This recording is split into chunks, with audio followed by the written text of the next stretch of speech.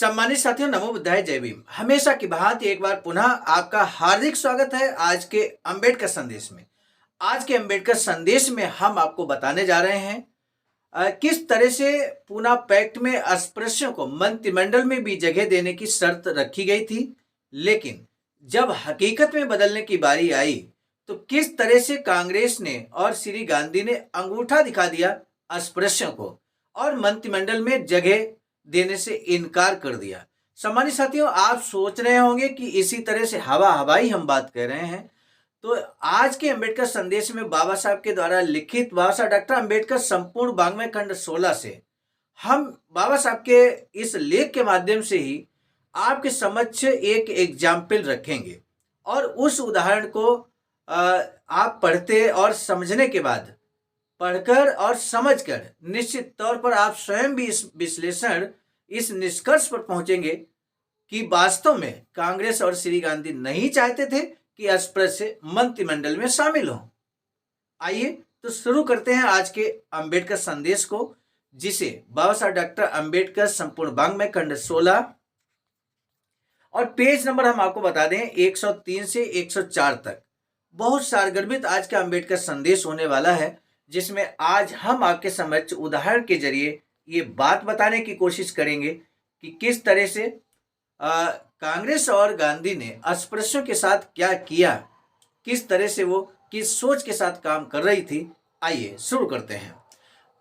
बाबा लिखते हैं कि अस्पृश्यों को मंत्रिमंडल में प्रतिनिधित्व से वंचित करने की योजना कांग्रेस के दुर्भाग्य की द्योतक है। कांग्रेस ने अपने मंत्रिमंडल में अल्पसंख्यक प्रतिनिधियों को शामिल न करने का जो तर्क दिया था कि एक दलीय मंत्रिमंडल होना चाहिए, क्योंकि उसे सामूहिक दायित्व निभाना होता है और कांग्रेस अल्पसंख्यक समुदायों को मंत्रिमंडल में तभी स्थान दे सकती है जबकि वे कांग्रेस में मिल जाएं और उसकी सदस्यता ग्रहण कर लें। दूसरे अल्पसंख्यकों के लिए ऐसे तर्कों में कितना भी वजन क्यों ना हो, परंतु अस्पृश्यों के लिए ऐसे तर्कों का कोई मूल्य नहीं है। कांग्रेस अस्पृश्यों को अपने मंत्रिमंडल में शामिल करने से अपने को नहीं बचा सकती थी। इसके दो कारण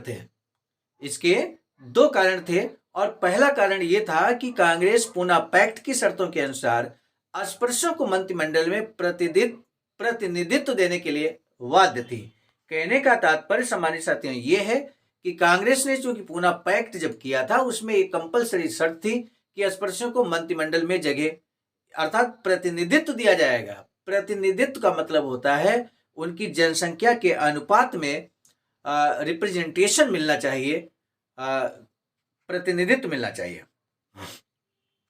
दूसरी बात, कांग्रेस ये नहीं कह सकती कि कांग्रेस की नीति पर चलने वाली व्यवस्थापिकाओं में अस्पृश्य कांग्रेस के टिकट पर जीत कर पहुंचे थे।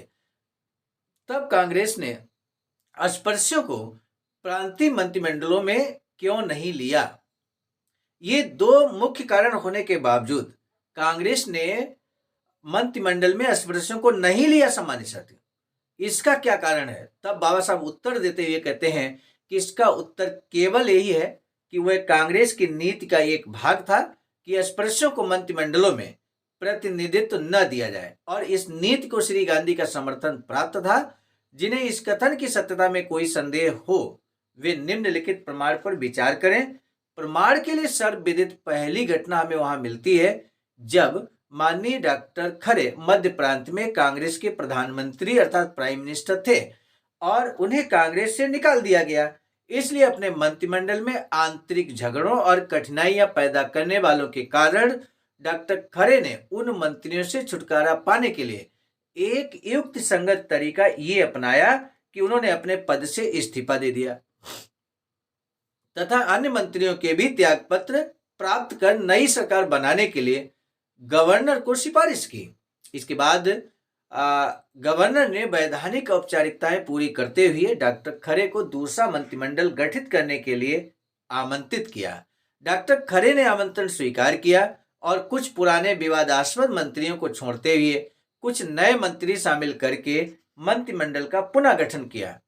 डॉक्टर खरे का नया मंत्रिमंडल इस अर्थ में पुराने मंत्रिमंडल से भिन्न था कि उसमें एक अस्पृश्य मंत्री श्री अग्निभोज को शामिल किया गया था, जो कांग्रेस दल के थे और मध्य प्रांत की व्यवस्थापिका के सदस्य भी थे।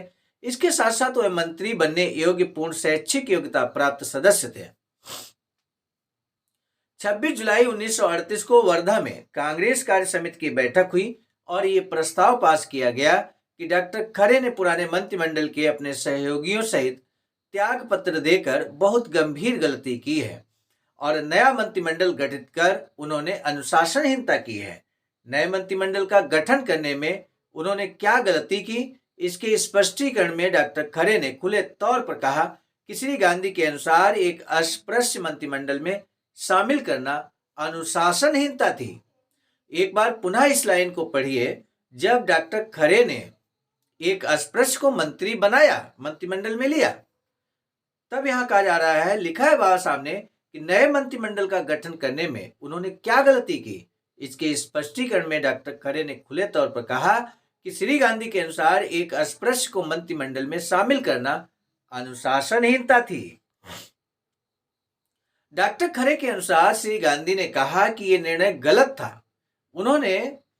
क्योंकि उन्होंने अस्पृश्यों की आकांक्षाओं और आशाओं को प्रोत्साहन दिया, जिसके लिए उन्हें क्षमा नहीं किया जा सकता। ये बयान डॉक्टर खरे ने कई बार खुलकर राजनीतिक मंच से दिया, जिसका श्री गांधी ने कभी खंडन नहीं किया। समझ सकते हैं, ये रहा उदाहरण आपके समक्ष श्री गांधी का।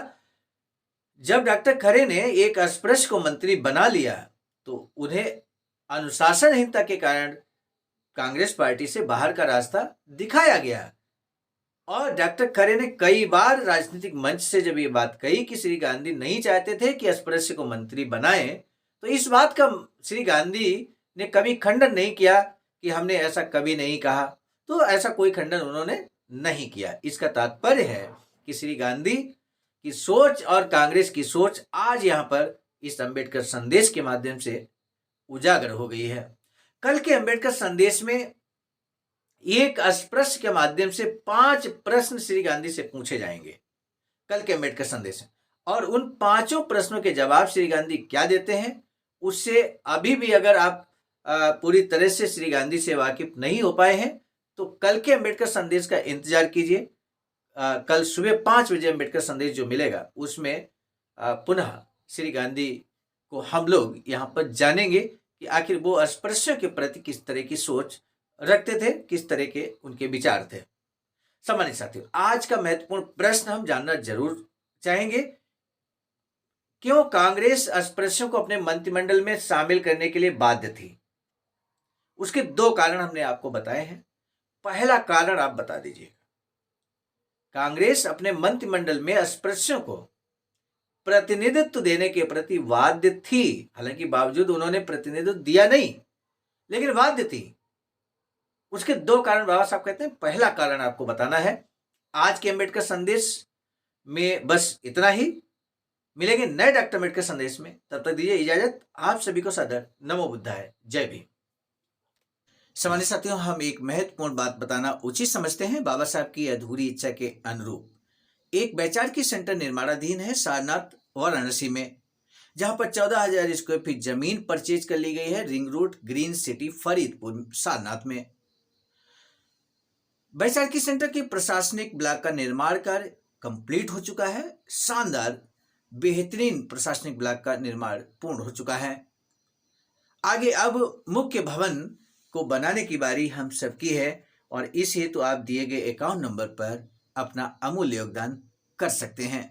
आज का अंबेडकर संदेश हम लेकर उपस्थित हुए थे मिशन नायक बुद्ध मित्र मुसाफिर सर, राष्ट्रीय अध्यक्ष आवाज का नई दिल्ली की प्रेरणा में, और साथ ही साथ संकलन कथाक्रम में परम आदरणीय विजय कुमार बौद्ध जी, प्रांतीय कोषाध्यक्ष आवाज का बिहार।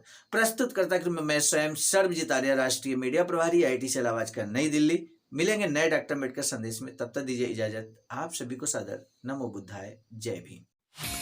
सम्मानित साथियों, यदि आप हमारे इस चैनल आवाज का ऑफिशियल, जिस पर नियमित सुबह 5 बजे डॉक्टर अंबेडकर संदेश आपको मिलता है, आप हमारे इस चैनल को सपोर्ट करना चाहते हैं तो हमारा आपसे निवेदन है कि आप हमारे इस चैनल को सब्सक्राइब कर लें, वीडियो को शेयर, लाइक, कमेंट जरूर करें।